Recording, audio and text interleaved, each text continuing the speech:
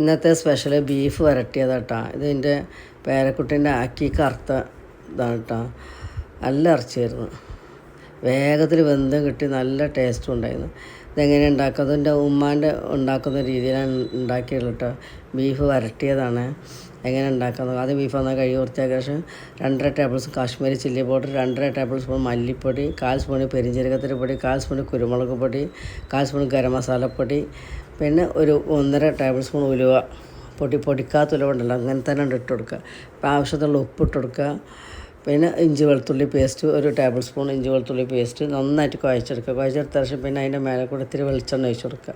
വെളിച്ച ശേഷം ഒത്തിരി വെള്ളം നമുക്ക് പോരാൻ തോന്നുകയാണെങ്കിൽ നിന്ന് കുടഞ്ഞെടുക്കുക, അത് മതി. പിന്നെ നമുക്ക് നല്ല അടുപ്പിലാട്ടോ, വിറകത്തിച്ച് അടുപ്പിലുണ്ടാക്കിയിട്ടുള്ളത്, നല്ല സ്മെല്ലായിരുന്നു.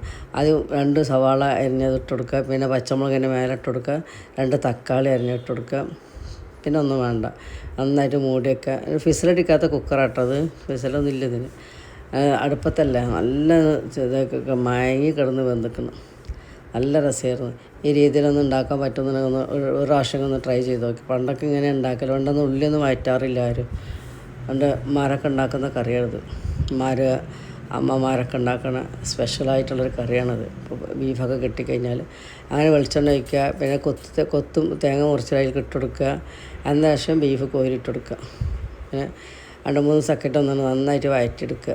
ഇതൊരു വെളിച്ചെണ്ണയിൽ കിടന്നിട്ട് പിന്നെ അതിൻ്റെ മേലെ ഇത്തിരി കരിവേപ്പിലിടും. ഇതിങ്ങനെ കണ്ടുകൊണ്ടിരിക്കുമ്പോൾ ഇഷ്ടപ്പെടുകയാണെങ്കിൽ subscribe, like, comments, Facebook follow ചെയ്യുക മറക്കരുത് കേട്ടോ. എന്നാലും ഒരു പ്രാവശ്യം ഒന്ന് ട്രൈ ചെയ്ത് നോക്ക്. പിന്നെ എന്താണ്, ഇത് പൊറാട്ടയ്ക്ക്, ദോശകൾക്ക്, പൂരികൾക്ക്, പിന്നെ എല്ലാത്തിനും പറ്റുന്നൊരു ബീഫ് വരട്ടിയതാണ്.